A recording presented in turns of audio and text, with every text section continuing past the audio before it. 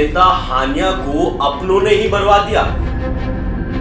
क्यों उठ रहे हानिया के मौत पर सवाल। नमस्कार दोस्तों, मेरा नाम शिवा है और आप देख रहे हैं news room post. Hamas chief Ismail Haniyeh की ईरान की राजधानी तेहरान में एक हमले में मौत हो गई। लेकिन हैरानी की बात तो यह है कि हानिया ईरान के राष्ट्रपति के शपथ ग्रहण समारोह में शामिल होने के लिए सबसे सुरक्षित इलाके में रह रहा था, जो कि राष्ट्रपति के घर से महज 150 मीटर दूर था। फिर ऐसे सुरक्षित इलाके में मिसाइल से हमला कैसे हुआ?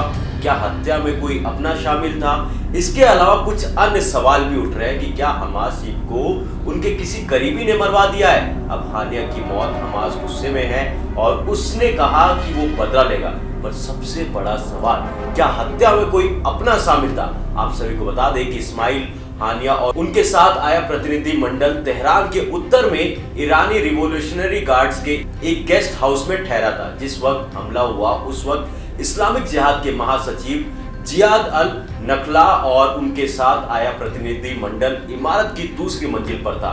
उधर ईरानी मीडिया के मुताबिक हानिया के आवास पर एयरबोर्न प्रोजेक्टाइल से हमला हुआ। बुधवार के तड़के 2 बजे उत्तरी तेहरान में इस्माइल हानिया के आवास पर एक हवाई निर्देशित प्रोजेक्टाइल से हमला किया गया। इस घटना की जांच चल रही है। हानिया की हत्या पर ईरान के विदेश मंत्रालय ने कहा है कि उनकी मौत बेकार नहीं जाएगी। हानिया के खून के हर कतरे का हिसाब होगा।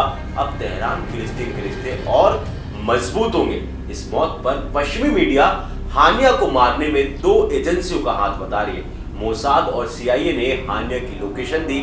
सही लोकेशन मिलने के बाद मिसाइल से हमला किया गया।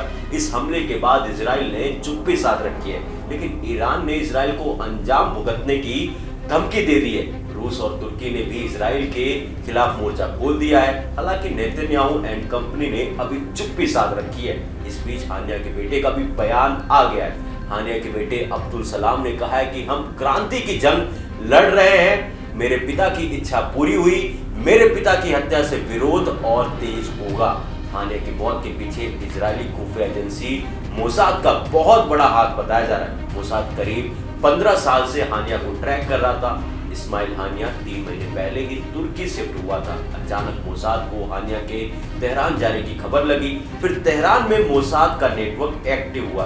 तेहरान में इस्माइल हानिया को कड़ी सुरक्षा में रखा गया था, लेकिन मोसाद के डबल एजेंट की वजह से हानिया के मारे जाने का रास्ता साफ हो गया। इस्माइल हानिया मौत से एक दिन पहले ही तेहरान में ईरान के सर्वोच्च नेता खामेनेई से भी मुलाकात हुई थी। हानिया की मौत के बाद अब इजराइल में अलर्ट है। इजराइल ने 24 घंटे के लिए हमास की तरफ से हमले होने की आशंका में एयर स्पेस को बंद कर दिया है। और अब देखना होगा कि इस हत्या के बाद जो बताया जा रहा है कि क्या दोनों देशों के बीच जो वॉर है और यहाँ पर बढ़ जाएगी, क्या होगा, अभी किसी को पता नहीं। पर इस मौत ने दुनिया के काफी लोगों को हैरान कर दिया है। मेरे साथ इस बस इतना ही। और भी खबरों के लिए देखते रहिए न्यूज़ रूम पोस्ट।